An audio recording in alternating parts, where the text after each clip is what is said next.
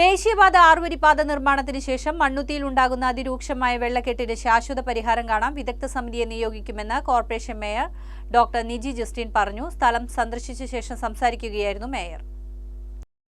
വിദഗ്ധ സമിതി തയ്യാറാക്കുന്ന മാസ്റ്റർ പ്ലാൻ മണ്ണുത്തിയിലെ ജനങ്ങളെ ബോധ്യപ്പെടുത്തിയതിനു ശേഷം നടപ്പാക്കുമെന്നും മേയർ പറഞ്ഞു. ഈ രൂക്ഷമായ വെള്ളക്കെട്ട് കാരണം ഇവിടുത്തെ നാട്ടുകാർ, ഇവിടെ കൂടിയിരിക്കുന്ന എല്ലാ കൗൺസിലേഴ്സ് ഉണ്ട്, മണ്ഡലം പ്രസിഡന്റ് ഉണ്ട്, പൊതുമരാമത്ത് സ്റ്റാൻഡിംഗ് കമ്മിറ്റി ചെയർപേഴ്സൺസ് ഉണ്ട്, ഇവിടുത്തെ നാട്ടുകാരുണ്ട്.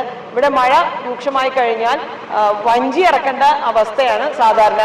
കാനകൾ ശാസ്ത്രീയമായി നിർമ്മിക്കാത്തതും പല സ്ഥലങ്ങളിലും കാനകളുടെ നിർമ്മാണം പൂർത്തിയാക്കാത്തതുമാണ് വെള്ളക്കെട്ടിന് കാരണം. Corporation standing committee chairman T R Santhosh, കൗൺസിലർമാരായ സിൻഡോമോൾ, സോജൻ, നീതു സുമേഷ്, പോളി ജോസ്, നേതാക്കളായ MU Muthu, Raveendran Karumathathil, VV Joby, CA Jose, Lissy Johnson, Safiya Jamal, Safiya Nishad, Philomina Jose, Abubakar Mannuthy, Noushad Vattakkallu തുടങ്ങിയവർ ഒപ്പമുണ്ടായിരുന്നു. കേരളത്തിലെ ഏറ്റവും വലിയ ഷോപ്പിംഗ് ആഘോഷം ഇനി നിങ്ങളുടെ സ്വന്തം സീമാസിൽ. തൃശൂർ, അങ്കമാലി ഷോറൂമുകൾ ഇന്നു തന്നെ സന്ദർശിക്കൂ.